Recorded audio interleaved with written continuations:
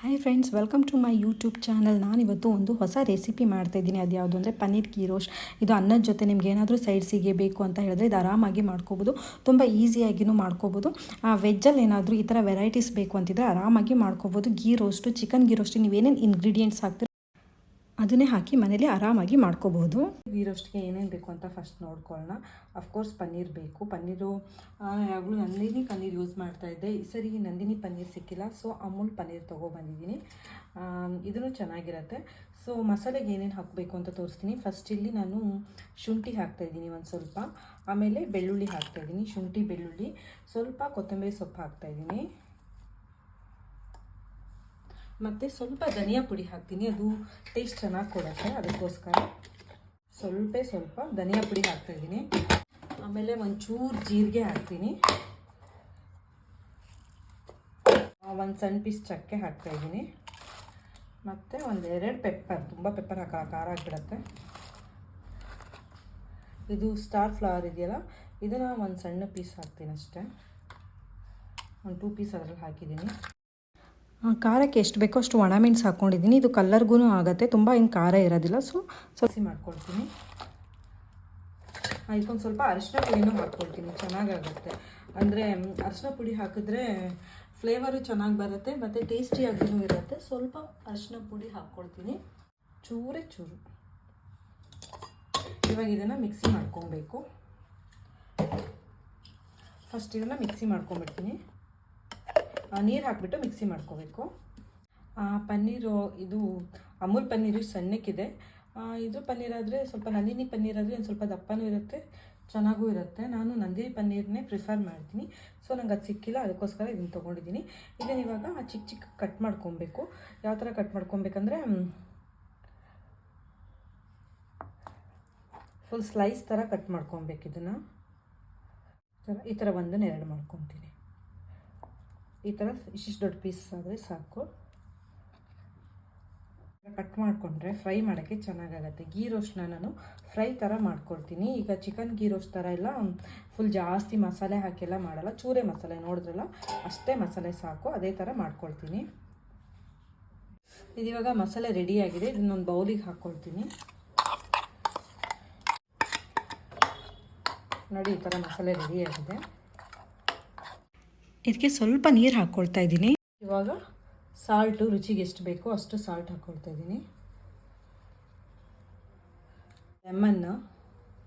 ಸ್ವಲ್ಪ ಲೆಮನ್ ಹಾಕ್ಕೊಳ್ತಾ ಇದ್ದೀನಿ. ಆಮೇಲೆ main ingredient kasuri methi. Full ಈ ಥರ ಪ್ರೆಸ್ ಮಾಡ್ಕೊಂಡು ಹಾಕಬೇಕು. ಹಾಕಿ ಎಲ್ಲ ಚೆನ್ನಾಗಿ ಮಿಕ್ಸ್ ಮಾಡ್ಕೊಳ್ತಾ ಇದ್ದೀನಿ. ಈಗ ಈ ಮಸಾಲೆ ರೆಡಿಯಾಗಿದೆ. ಇವಾಗ ಇದರಲ್ಲಿ ಡಿಪ್ ಮಾಡಿಬಿಟ್ಟು ಫ್ರೈ ಮಾಡ್ಕೊಳ್ಳೋದು. ಈಗ ನಾನು ಎಲ್ಲದನ್ನೂ ಇದಕ್ಕೆ ಹಾಕ್ಕೊಬಿಡ್ತೀನಿ, ಈಸಿ ಆಗುತ್ತೆ. ಈ ಥರ ಹಾಕ್ಕೊಂಡು ಎಲ್ಲದನ್ನೂ ಮಿಕ್ಸ್ ಮಾಡಿಕೊಂಡು ತವದಲ್ಲಿ ಫ್ರೈ ಮಾಡ್ಕೋಬೇಕು.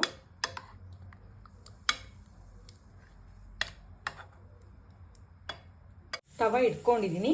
ಇವಾಗ ಇದಕ್ಕೆ ಗೀ ಹಾಕ್ಕೊಳ್ತಾ ಇದ್ದೀನಿ.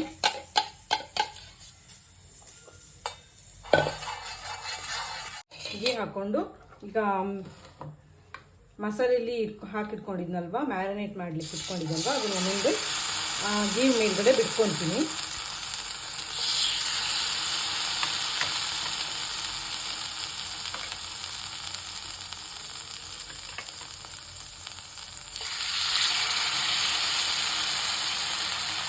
ಇದೇ ಥರ ಎಲ್ಲದನ್ನು ಫ್ರೈ ಮಾಡ್ಕೊಬೇಕು.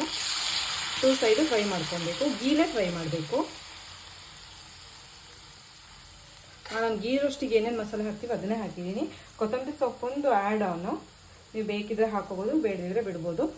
ಮತ್ತು ಗೀ ರೋಸ್ಟಿಗೆ ನಾವು ಹುಣಸೆಹಣ್ಣು ಹಾಕ್ತೀವಿ, ನಾನು ಇಲ್ಲಿ ಲೆಮನ್ ಹಾಕಿದ್ದೀನಿ ಅಷ್ಟೇ. ಸೇಮ್ ಚಿಕನ್ ಗೀ ರೋಸ್ಟಿಗೆಲ್ಲ ಏನೇನು ಇಂಗ್ರೀಡಿಯೆಂಟ್ ಹಾಕಿ ಮಸಾಲೆ ಮಾಡ್ಕೊಳ್ತೀವೋ ಅದೇ ಥರ ಮಸಾಲೆ ತಕ್ಕೊಂಡಿರೋದು ನಾನು. ಮತ್ತು ಮೇಲ್ಗಡೆ ಸ್ವಲ್ಪ ಗೀ ಹಾಕ್ಕೊತೀನಿ. ನಾನು ಸುತ್ತಲೂ ಹಾಕ್ಕೊಬಿಡ್ತೀನಿ.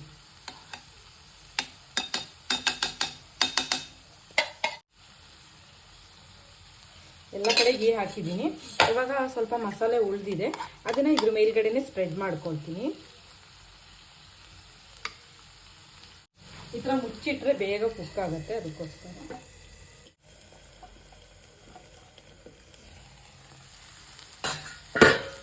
ಈ ಮಸಾಲೆ ಎಲ್ಲ ಎಂಥ ಖಾರ ಇಲ್ಲ, ಸೊ ಆರಾಮಾಗಿ ಸ್ಟಾರ್ಟರ್ಸಿಗೆಲ್ಲ ತಿನ್ಬೋದು.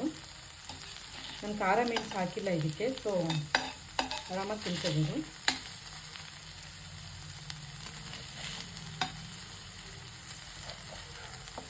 ಮಸಾಲೆಯಲ್ಲೇ ಒಂದು ಸ್ವಲ್ಪ ಚೆನ್ನಾಗಿ ಕುಕ್ ಆಗಬೇಕು. ಮಸಾಲೆ ಕುಕ್ ಆದರೆ ಇದು ಆದಂಗೆ.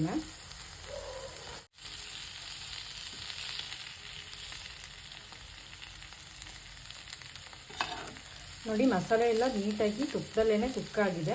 ಈ ಥರ ಕುಕ್ ಆದರೆ ಇದು ಬೆಂದಿದೆ ಅಂತ ಹೇಳಿಬಿಟ್ಟು ಅರ್ಥ. ಹಸಿ ಫ್ಲೇವರ್ ಎಲ್ಲ ಹೋಗಿರುತ್ತೆ ಈ ಥರ ಕುಕ್ ಮಾಡ್ಕೊಳ್ಳೋದ್ರಿಂದ. ಇದು ಸಖತ್ ಈಸಿ ಮಾಡ್ಕೊಳ್ಳೋದು. ನೀವು ಇದನ್ನು ಮನೇಲಿ ಟ್ರೈ ಮಾಡಿ ನೋಡಿ, ತುಂಬಾ ಟೇಸ್ಟಿಯಾಗಿರುತ್ತೆ. ನೀವೀಗ ನಾನ್ ವೆಜ್ ಎಲ್ಲ ತಿಂತಿಲ್ಲ, ಬರೀ ವೆಜ್ಜೇ ತಿನ್ನಬೇಕು ಅಂದರೆ ಇದನ್ನು ಆರಾಮಾಗಿ ಮಾಡ್ಕೋಬೋದು. ಒಂಥರ ವೆಜ್ ಫಿಶ್ ಫ್ರೈ ಅಂತನಾದರೂ ಹೇಳ್ಬೋದು. ಸೊ ತುಂಬಾ ಚೆನ್ನಾಗಿರುತ್ತೆ. ಫಿಶ್ ಫ್ರೈ ಅನ್ಬೋದು ಅಥವಾ ghee roast, veg ghee roast ಆ ಥರನಾದರೂ ಅನ್ಬೋದು. ತುಂಬ ಚೆನ್ನಾಗಿರುತ್ತೆ. ನೀವೂ ಟ್ರೈ ಮಾಡಿ ನೋಡಿ ಹೇಗಿತ್ತು ಅಂತ ನನಗೆ ಕಮೆಂಟ್ ಮಾಡಿ. ಇವಾಗ ರೆಡಿ ಆಗಿದೆ. So ready to serve. ಇವಾಗ ಇದನ್ನು ನಾವು ತಿಂತೀವಿ. ನೀವೂ ಮಾಡ್ಕೊಂಡು ತಿಂದು ಹೇಗಿತ್ತು ಅಂತ ನನಗೆ ಕಮೆಂಟ್ ಮಾಡಿ. Thank you all.